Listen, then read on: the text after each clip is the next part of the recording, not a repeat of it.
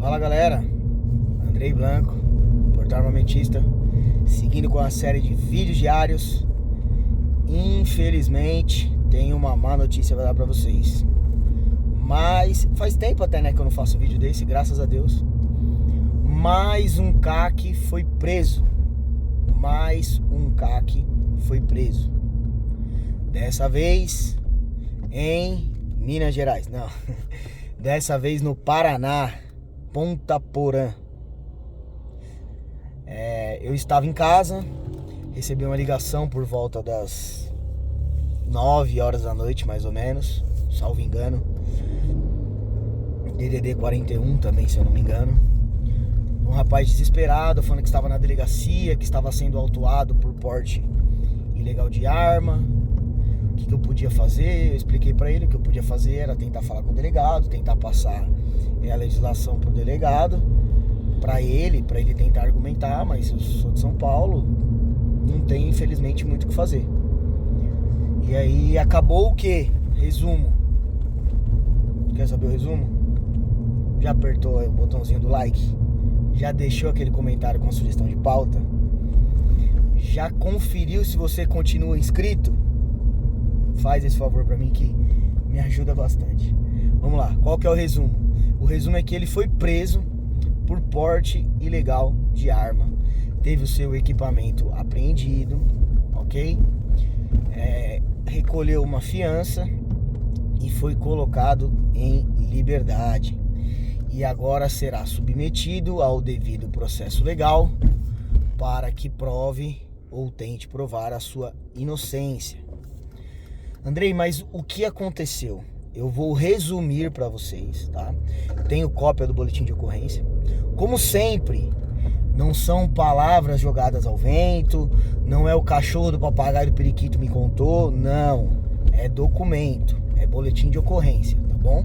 Como sempre, tenho aqui fundamentação legal, ok? Embasamento em documento. Olha que história complicada. Vamos lá. Para vocês entenderem como a maioria dos casos de prisão de CACs tem uma história por trás. E geralmente essa história não chega no ouvido de vocês. Por isso que cria-se todo esse alarde de insegurança jurídica e etc. Nós temos uma lei 100% correta, maravilhosa, com super segurança jurídica? Não temos. Mas vocês vão ver que assim como nesse caso, na grande maioria dos casos de prisão de CAC, nós temos uma cerejinha do bolo que muitas vezes não é comentada, muitas vezes não é falada. Enfim, quando o cara entra no grupo de WhatsApp e fala, eu fui preso, ele não conta a história toda.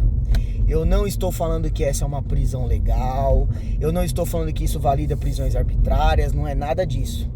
Eu só vou contar essa história pra vocês verem como é complicado, que muitas das vezes tem uma cerejinha no bolo. Repito, isso não valida prisões arbitrárias, eu não estou falando que esse caso ele tinha que ter sido preso, não é nada disso.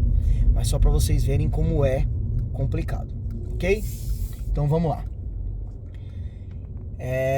Ele me relatou que ele estava na frente da casa da sogra dele, que ele havia saído do clube e que ele estava na frente da casa da sogra dele, que ele havia ido buscar sua filha, que havia ficado com a sua sogra.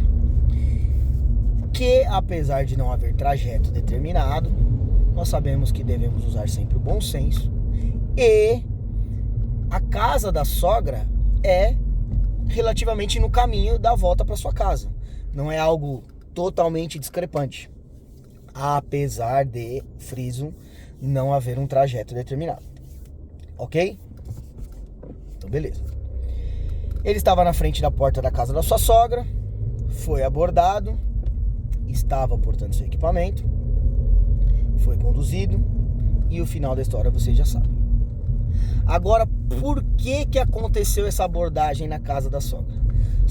Aí vem a cerejinha do bolo. Ele estava no clube, ele comprovou que ele estava no clube. Como que ele comprovou? Ele ligou pro dono do clube falou com o delegado, falou, não, eu apresento o documento que precisar, ele estava aqui, bababá, tudo certinho. Só que olha a cerejinha do bolo. Policiais foram acionados, sob a denúncia do furto de pneus de caminhão, de uma carreta. Foram até o local e pegaram algumas pessoas tirando os pneus dessa carreta. A denúncia era de furto de pneu. Apurou-se que não estavam furtando os pneus, que eles haviam comprado tais pneus, que eles tinham inclusive um comprovante de pagamento desses pneus, em nome do fulano de tal.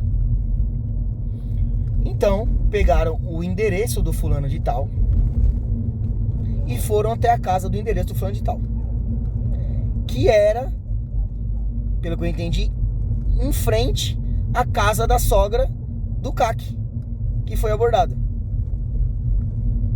Olha que situação. E ainda essa pessoa que supostamente vendeu os pneus, que depois foi apurado de uma carreta que era roubada, responde por 3 homicídios. Não é o CAC. Pelo que eu entendi, ele mora em frente à casa da sogra do CAC. Aí a polícia chegou lá para apurar essa situação, viu um carro parado em frente, abordou o carro, o cara tá armado. Cana. E aí? Olha como é complicado. Andrei, mas o que uma coisa tem a ver com a outra? Não tem nada a ver com a outra. Como ele estava voltando do clube, apesar de não haver trajeto, ele estava com um trajeto coerente com a história dele. O seu equipamento é 100% legalizado, registrado em seu nome, estava com todas as documentações pertinentes. Isso não valida a prisão, não é isso que eu estou falando. Mas olha como é complicado, como tem a cerejinha do bolo. E esse caso é legal, eu fiz questão, muitos casos eu acabo não comentando esses detalhes, mas esse caso é legal porque o CAC não tem nada a ver, nada. Ele literalmente estava na hora errada, no lugar errado. E essa história da carreta, da prisão, dos homicídios, do furto do pneu, só foi o que levaram os policiais a abordar ele na hora errada, no lugar errado.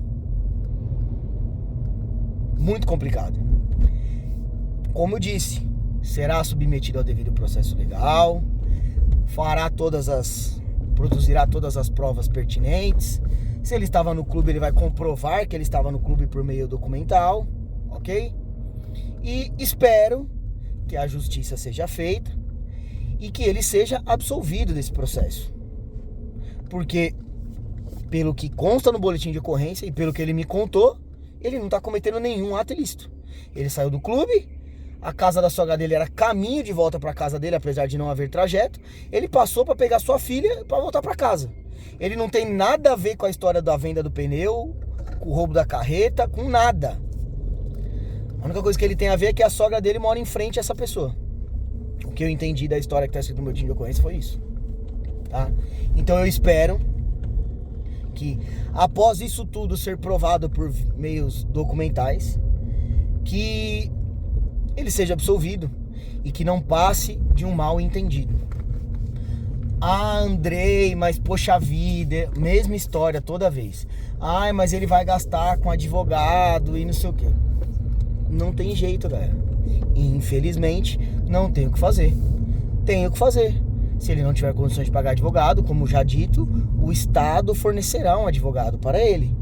Pois ninguém pode ser processado sem estar assistido por um advogado, ok? Então, ele não ficará sem advogado, beleza? Então, esse é um caso bem inusitado, por isso que eu achei legal comentar aqui com vocês. No meu ponto de vista, de acordo com o que está escrito no boletim de ocorrência, mais uma prisão arbitrária, porque está falando que ele não podia estar na porta da casa da sogra dele, e onde está escrito que não podia.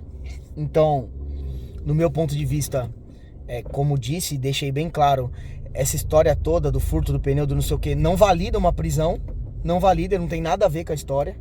Ele estava literalmente na hora errada, no lugar errado. Então, no meu ponto de vista, prisão arbitrária, mais uma. E eu espero, do fundo do meu coração, que ela seja provada na justiça que foi uma prisão arbitrária e seja revertida.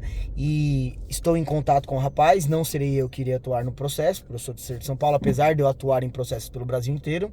Nesse caso, na verdade não fechei nada com ele ainda, pode ser que sim, pode ser que não, enfim. E conforme eu for sendo posicionado, se eu for ficar no caso, ou se eu não for ficar no caso, mas ele manter contato comigo, eu vou posicionando vocês e trago novidades. Beleza? Esse foi o recadinho de hoje. Mais um CAC preso. E nem foi em Minas Gerais, hein? Beleza? Andrei Blanco, portal armamentista. Tamo junto, um abraço.